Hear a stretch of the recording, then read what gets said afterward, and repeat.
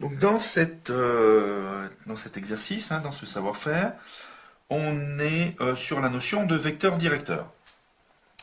Donc l'énoncé me donne un certain nombre de choses. Il me donne donc 2 points. On me dit que ces 2 points appartiennent à la droite D et 3 vecteurs. Première chose, on veut savoir si, on veut connaître un vecteur directeur de D. Écoutez, si d'après l'énoncé, j'ai ma droite D et que j'ai mes points A et B sur cette droite, le vecteur ici, le vecteur AB, a priori, c'est bien le plus simple comme vecteur directeur de cette droite D. Donc je vais essayer donc de déterminer ici les coordonnées du vecteur AB, qui est bien ici, AB est un vecteur directeur de D. D'accord, donc le vecteur AB, pareil, x de B moins x de A, y de B moins y de A. Donc ici, ça me donne 3, donc moins 3 plus 3. Et de l'autre côté, moins 1 moins 3. Donc ici, le vecteur AB, il a bien pour coordonnées donc 6, moins 4. Donc on a bien ici le vecteur AB est un vecteur directeur donc de la droite D. C'est un vecteur directeur de D. Donc ici, d'après l'énoncé, j'étais pas obligé de calculer ces coordonnées, mais bon, vu que je les ai, je les donne. Voilà.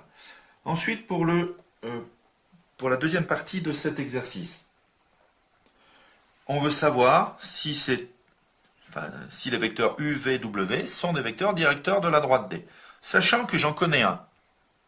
Un vecteur directeur, d'après la propriété du cours, un vecteur directeur, c'est collinéaire à tout autre vecteur directeur.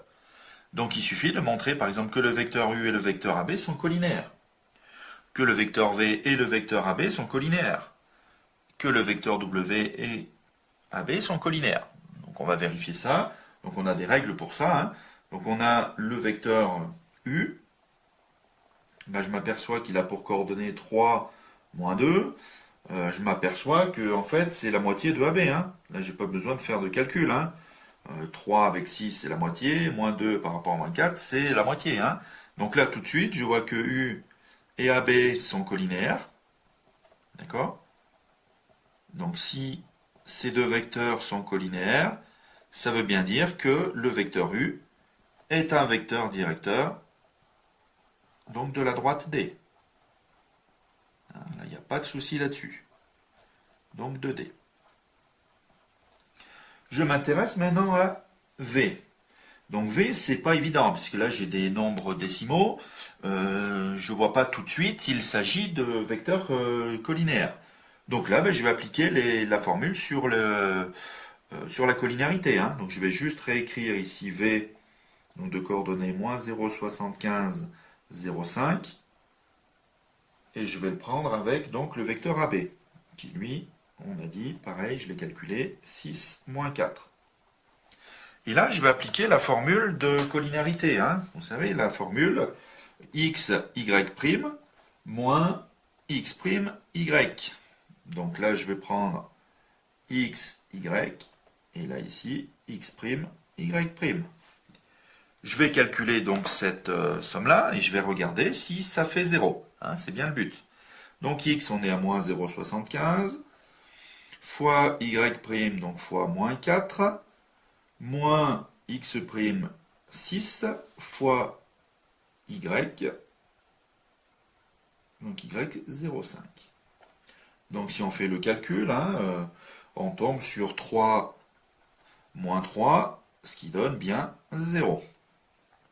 Donc là, qu'est-ce que j'en déduis? Vu que cette formule me donne 0, ça veut dire que les vecteurs V et AB sont collinaires.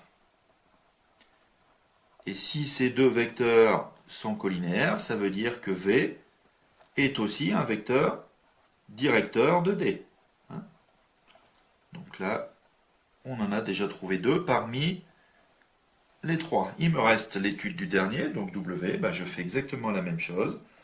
Donc je vais renoter W, 1, 0, 6. Donc je vais le faire aussi avec AB, il n'y a pas de raison. Hop, donc 6 moins 4. Et j'applique pareil la même formule. Donc x, y', y' moins x', y. Donc ce coup-ci, x et y c'est ça, et x', y', c'est ça. Donc on calcule, et on regarde si ça fait 0. Donc x c'est 1, y' c'est moins 4, moins donc x' qui vaut 6, et y qui vaut 0,6.